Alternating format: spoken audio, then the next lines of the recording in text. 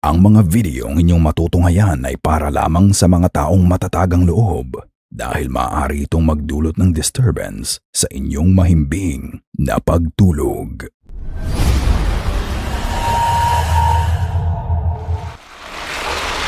Haunted Cabin. Sa videong ito na isinuggest ng isa nating ka-goosebumps kung saan makikita mo ang pamilyang nagrenta ng cabin sa Amerika. Si Rice ay kasalukuyang naninirahan sa New York kasama ang kanyang pamilya.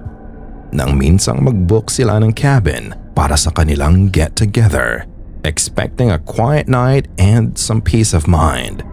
Pero ang natagpuan nila, kababalaghan pala. Sis! Ayoko! Open! Which one is opening? Open! Guys, stay away! Sinong gumagawa nito? Open it right now! Asa kayo? Nandito kayo? Ano nangyayari, dude?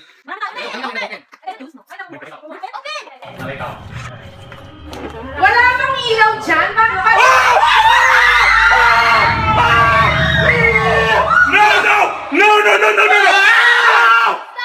No, stop. No, I saw that. No. It was fucking shaking. It was fucking shaking. Can we go? What? Open it! Oh my God! Yeah, go.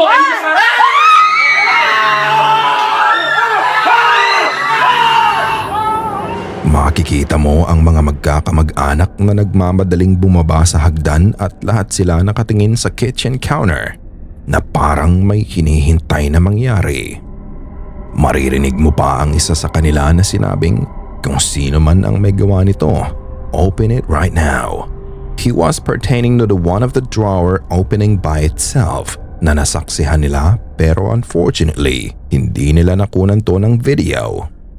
Nang lapitan ng lalaking nakaputi ang drawer, makikita mo na hindi niya hawak ang drawer nang bigla na lang itong magbukas ng mag-isa. Ayon sa lalaki, naramdaman niyang nanginginig ang drawer kaya gano'n na lang ang reaksyon niya nang maramdaman niya to. At nang isara ng babae ang drawer, makikita mo na lang na nagsimula muli itong magbukas at sara ng paulit-ulit sa mismong harapan nila. Kung ganoon, talaga nga kayang haunted ang cabin na narentahan nila nung gabing yun at ito ay ang simpleng pag-welcome ng multo sa kanila? Ikaw na ang magpasya. Under the Ruins. Si Jack ay isang explorer at siya ay mas kilala bilang si Northern Introvert. Siya ay nagpupunta sa iba't ibang lugar especially sa hilaga ng mundo para maghanap ng mga hidden places, ruins, folklore at mga bagay na hindi natin alam. Karaniwan ng pinupuntahan niya ay may kinalaman sa history. Isang beses, sa kanyang pag-e-explore sa isang ruins, may nakita siyang kanal at naisipan niyang silipin ang loob nito. This is a bit strange. Oh, hold on. I'm going to try and stick the camera down, but it looks like there's not a lot of space down there. Please don't drop the camera, Jack. Can you see anything? Nang ibaba niya ang kanyang camera sa loob ng kanal, nang mailawan niya ang loob nito, makikita mo ang isang itim na figura na bahagyang nakaangat sa tubig. Para itong dark cloaked entity na nakasubmerged sa tubig at naglalakad ng dahan-dahan pakaliwa. Tanging ang ulo lang nito ang makikita mong nakalabas. At matapos nito ay mabilis ding na-cut ang camera. Ano sa tingin niyo ang na-videohan ni Jack? May kinalaman nga ba to sa paranormal at maaaring nanghihingi ng tulong sa kanya? O ito ay debris lang na nagmukhang ulo na nakalutang? Although we don't really know what that thing is, but what it captured that day will remain a mystery. The Mist. During a study time ng mag-ina, nire-record lang nila ang kanilang bonding moments kung saan tinuturuan ni Riza ang kanyang anak na magsulat ng mga letra. Ang hindi nila alam, habang abala sila sa ginagawa nila, may namumuo na din palang kakaiba sa paligid nila. Yeah. No, it's not okay. Look, is that ass twisted? Look like a building. Yeah. It looks like a mountain. Yeah. Look like a mountain and it's still trying on like a car mountain. Sa likod nilang dalawa, bigla na lang lumabas ang malaking glow na parang usok. Ito ay nanatiling visible sa camera sa loob ng mahigit 5 segundo bago ito tuluyang nawala. Kahit na may nakatutok na bentilador sa kanila ay makikita mong pataas pa din ang galaw ng usok na to na dapat sana ay hinangin na papunta sa kanila. Ayon kay Larissa, nakipaglibing sila ng anak niya nung umaga bago mangyari to. May kinalaman nga kaya ito sa nangyari? Sa susunod naman na videong ito na ine-upload ni L. Guy Paints, halos may pagkakatulad din ang nangyari sa naunang video.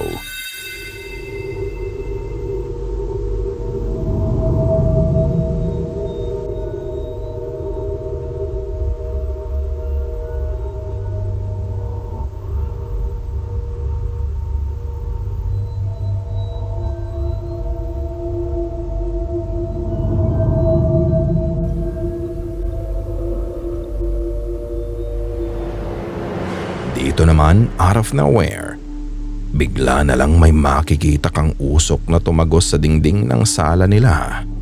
Sa simula ay manipis pa ang usok pero hindi nagtagal. Ito ay kumapal na din. At one point, makikita mo pa nga ang pagkakabuo ng mukha ng isang babae at imahe ng bungo mula sa usok. Ayon sa poster, walang naninigarilyo at walang nagluluto nung oras na yan na maaaring maglikha ng ganyang kakapal na usok. Pero ang nakakagulat sa lahat, 1 linggo matapos na makunan ang video, namatay ang kamag-anak nilang may-ari ng bahay. Naging common factor sa 2 video na lumalabas ang ganitong usok na maaaring may kinalaman sa kamatayan.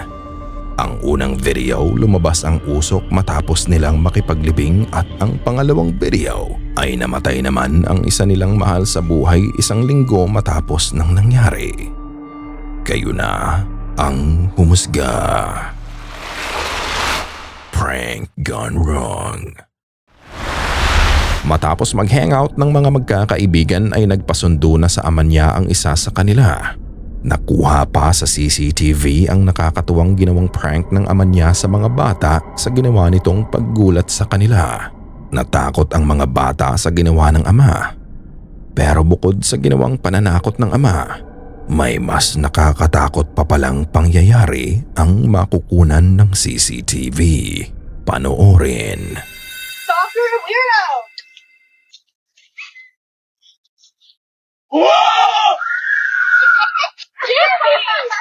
What the heck? I'm very sure I'm good at it. Nakita mo ba yon? Matapos nagulatin ng ama ang mga bata, tignan ang upper left screen ng camera view. Dito makikita mo ang paglabas ng dark entity with bright glowing eyes. May kakaiba sa kilos nito at ang katakataka, it just suddenly appeared in that area and it ran in circle bago ito mawala. Bukod doon, kahit na nakaharap ang isa sa mga teenager sa mismong lugar kung saan nagpakita ang maitim na imahe, ay walang naging reaksyon to at tila hindi din niya nakita ang kakaibang figura. So, did this entity want to be in on that prank? That's why it decided to show itself that night? Is this actually a ghost manifesting itself? And is this a real ghost caught on camera? Katulad ng dati mga ka-goosebumps, ikaw na ang magpasya. Ikaw na ang bahalang humusga. Sana ay kinilabutan ka sa mga video na aming itinampok ngayong gabi. Kung may nais kang ibahagi ay bukas ang aming email na goosebumpstopstories@gmail.com at Facebook page. Check out our TikTok page na din at Goosebumps Top 5. At kung hindi ka pa nakasubscribe at nakalike sa channel at video na ito, gawin mo na. kung nais mong walang nilalang na bumisita sa'yo mamayang gabi.